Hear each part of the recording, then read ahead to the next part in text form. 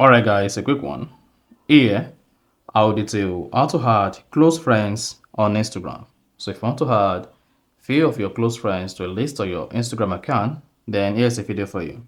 So if at the end of this you found this offer informative, please don't forget to like and then subscribe. Now to add close friends on Instagram, all you need to do is go ahead and open the Instagram application. Click on your profile button at the bottom right. Click on menu at the top right.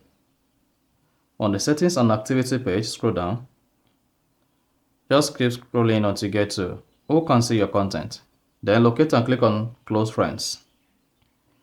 Then choose a we don't send notifications when you edit your close friend list.